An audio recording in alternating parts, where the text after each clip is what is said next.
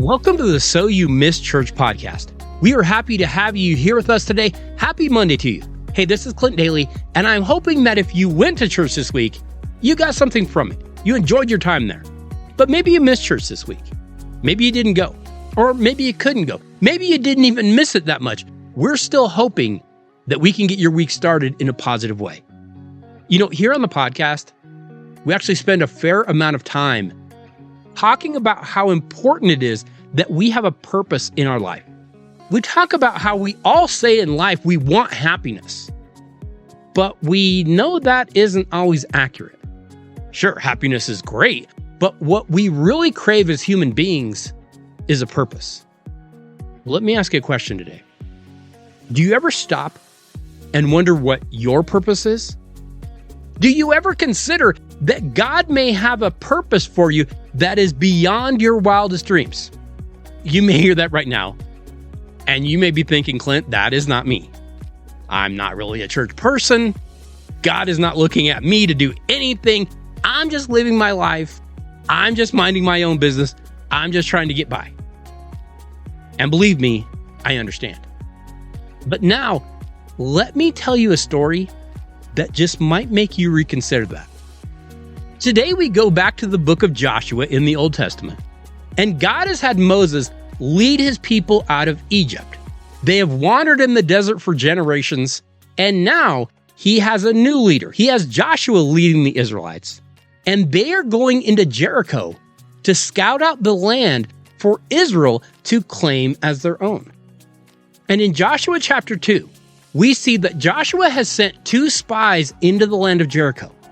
So they go, and they encounter a prostitute by the name of Rahab, who had been warned by her king that spies could be in the city, and be careful of them. Tell us if you see those spies. However, Rahab helped the spies hide. While the king had his men searching for them, she actually helped them get away from them. And here's what she told them. Here's what it says in Joshua. Before the spies lay down for the night, she went up on the roof and said to them, I know that the Lord has given you this land, and that a great fear of you has fallen on us, so that all that live in this country are melting in fear because of you. We have heard how the Lord dried up the water of the Red Sea for you when you came out of Egypt, and what you did to Sihon and Og, the 2 kings of the Amorites east of the Jordan, whom you completely destroyed.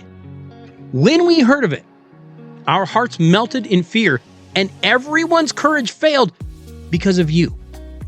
For the Lord your God is God in heaven above and on earth below. Now then, please swear to me by the Lord that you will show kindness to my family because I have shown kindness to you. Give me a sure sign that you will spare the lives of my father and mother, my brothers and sisters, and all who belong to them, and that you will save us from death. Our lives for your lives, the men assured her.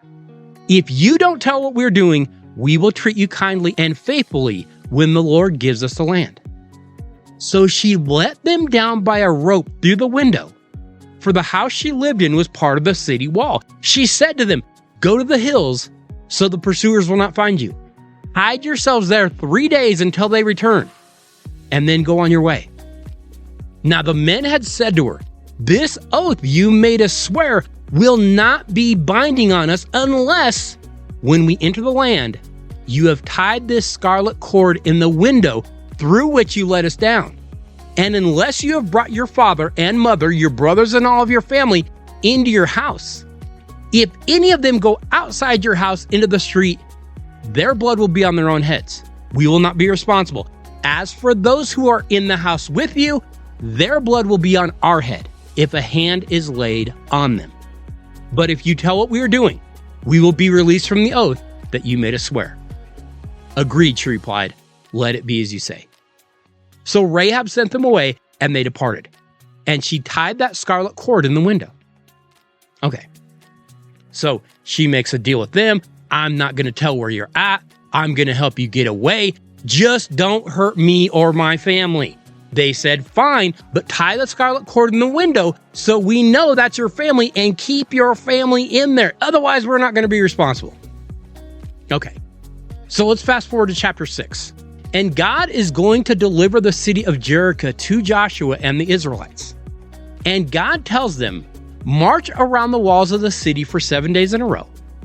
And then on the seventh day, march around the city 7 times, blast your trumpets, shout, and the walls will collapse and you can take the city.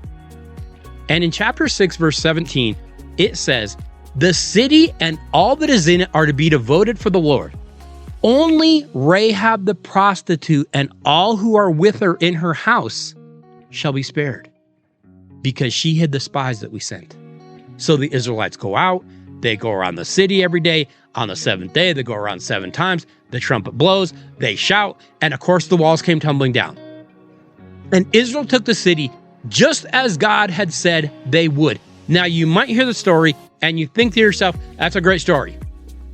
The prostitute Rahab helped the spies, and the spies in turn made sure she was protected when they stormed the city, and that's a lovely little story.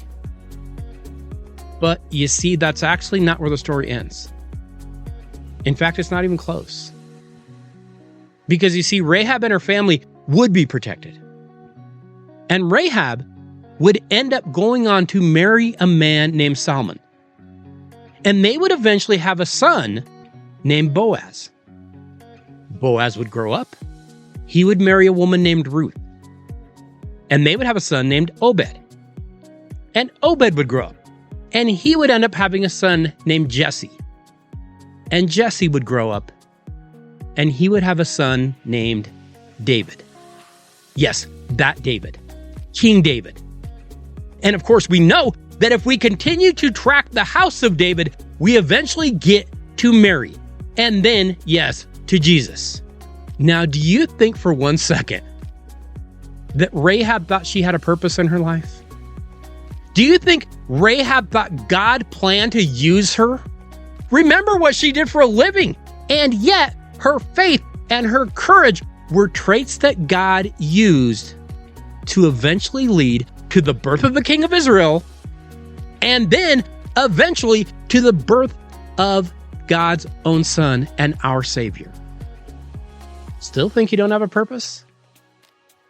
Still think God can't use you? Consider how God used Rahab, and you just might be amazed at how God can use you to do things that you never, ever dreamed were possible. Hey, remember, you can always contact us at youmisschurch@gmail.com. Feel free to reach out to us. We would love to hear what you have to say. You can follow us on Facebook or X at YouMissChurch. You can subscribe to the podcast pretty much anywhere podcasts are hosted. Just search You Miss Church. You can find us the same way at YouTube. Hey, I wish you all a very happy Monday, and I hope that you have a great week.